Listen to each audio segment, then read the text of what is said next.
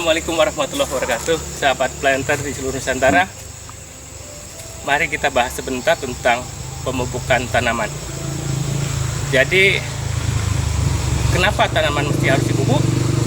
Sementara biayanya cukup mahal ya, bagaimana kalau tidak dipupuk atau dipupuk setengahnya saja? Apakah tidak membawa hasil yang begitu menguntungkan? Ya, silahkan simak video berikut ini tentang sharing hasil penelitian terhadap tanaman kelapa sawit yang diberikan pupuk secara lengkap, diberikan pupuk setengah dosis maupun tidak diberi pupuk.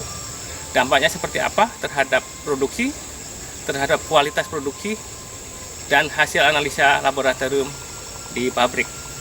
Randomnya seperti apa juga bisa kita saksikan nanti di video ini. Silahkan ikuti secara lengkap, mudah-mudahan membawa manfaat bagi Anda semuanya. Selamat ikuti. Ya, jadi teman-teman, kalau kita bicara pupuk, bicara nutrisi tanaman, kita ibaratkan kita bicara tentang makanan, tentang gizi bagi manusia. Diibaratkan begitu.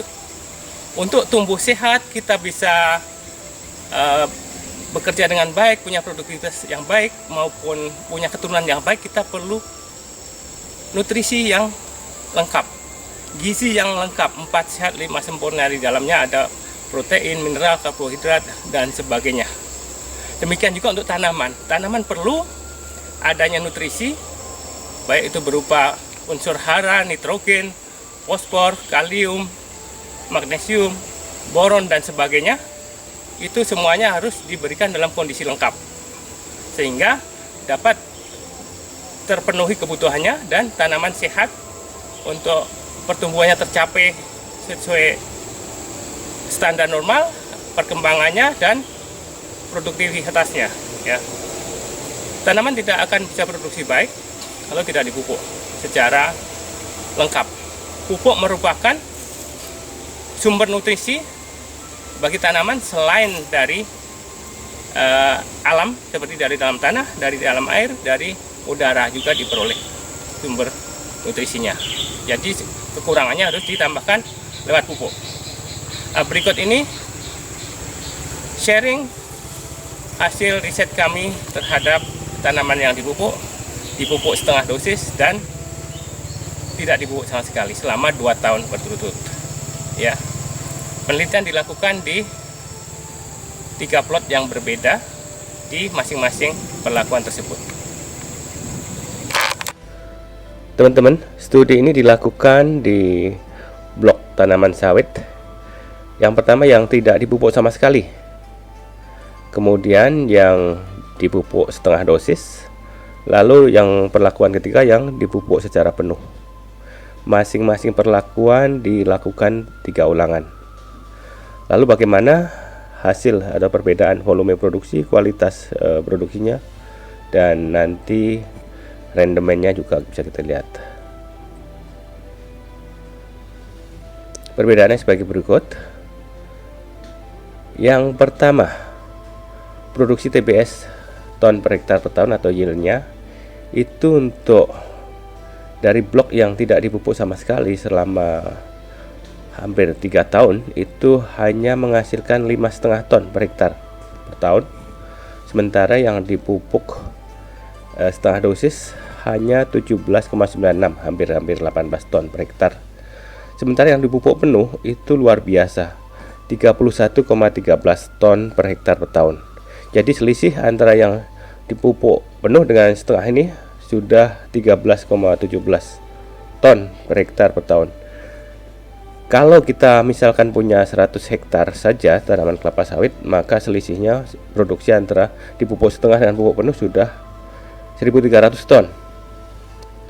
Seandainya harganya 2.000 saja per kilogram, kondisi harga baik ya, itu sudah rugi 2,6 miliar kita akibat hanya pupuk setengah dosis ini. Jadi jangan coba-coba mengurangi dari kebutuhan pupuk. Yang berikutnya adalah produksi, kita lihat per pohon ya per tahun. Yang tidak dipupuk sama sekali hanya 50 kg per pohon per tahun, sementara yang dipupuk setengah dosis 146 kg per pohon, sementara yang dipupuk 279 kg per pohon. Ini masih berbanding lurus dengan yang tadi. Berikutnya adalah jumlah janjang per pohon. Ini juga sangat nyata antar perlakuan bedanya. Yang tidak dipupuk hanya 3,73 atau 44 janjang per pohon per tahun, sementara yang dipupuk setengah dosis hanya 10,49. Sementara yang dipupuk penuh itu 18 janjang per pohon per tahun. Yang berikutnya berat janjang rata-rata ya. Yang tidak dipupuk sama sekali selama hampir 3 tahun itu 13,36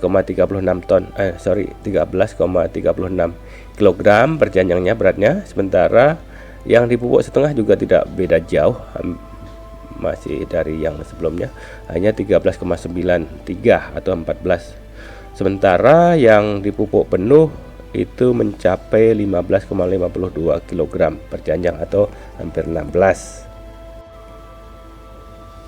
Teman-teman, berikutnya kita akan lihat berat rata-rata brondolan ya. Kita lihat brondolannya. Untuk areal yang tidak dipupuk sama sekali itu rata-rata brondolannya per butir brondolannya 12,45 gram, sementara yang dipupuk setengah dosis itu per brondolannya beratnya 14,02 gram. Sementara dari blok yang dipupuk penuh itu berat brondolannya 17,75 gram. Kita lihat lebih lanjut. Tadi kita peroleh dari penimbangan bahwa brondolan per kilogram ya, itu untuk blok yang tidak dipupuk sama sekali itu 77, 78 dan 86, rata-rata adalah 80 butir per kilogram, sangat ringan ini ya. Sementara yang dipupuk setengah dosis itu berat rata-rata dalam 1 kilogram brondolan itu ada 71 butir, sementara yang dipupuk penuh itu hanya 56 butir brondolan per kilogramnya.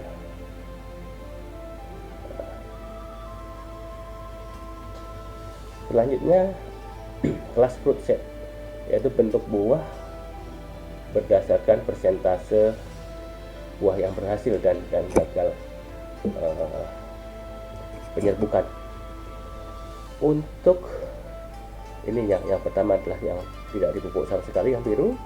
Yang merah adalah dipupuk setengah dosis, yang hijau dipupuk penuh 100%.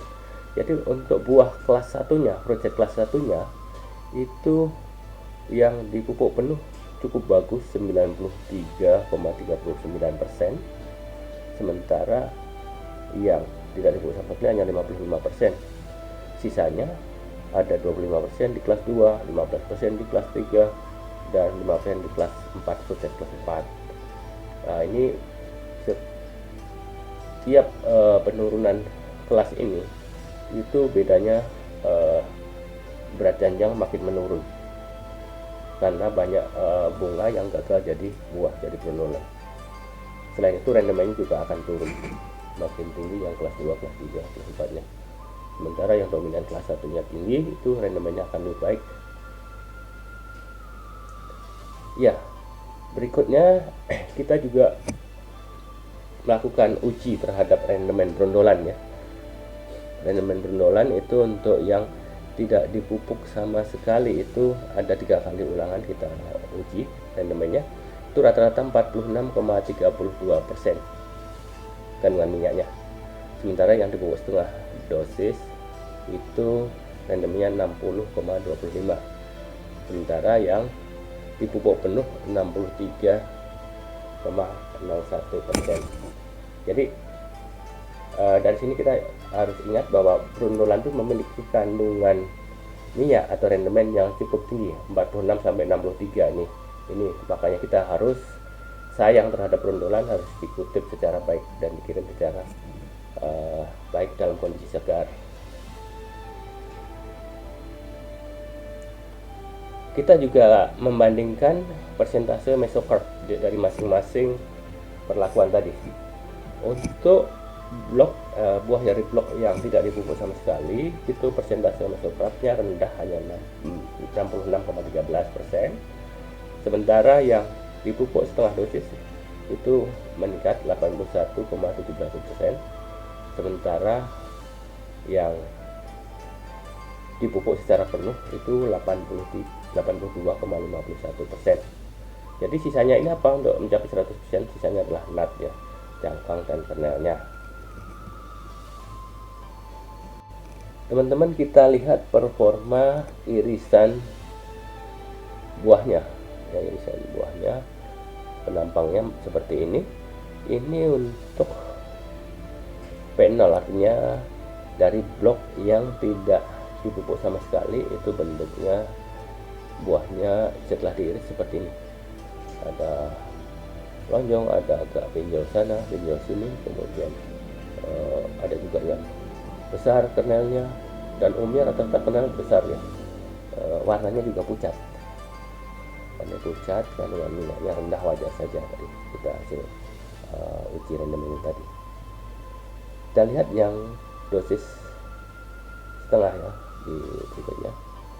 Ini dia, ini juga tidak jauh beda, juga tidak konsisten, ada yang agak membulat, ada yang lonjong, pinjol, kemudian kernelnya ada yang besar, ada yang kecil, ada yang sedang, cukup variatif sekali. Warnanya juga ada yang oranye bagus, ada yang kuning pucat. Lalu bagaimana yang kita pupuk secara penuh?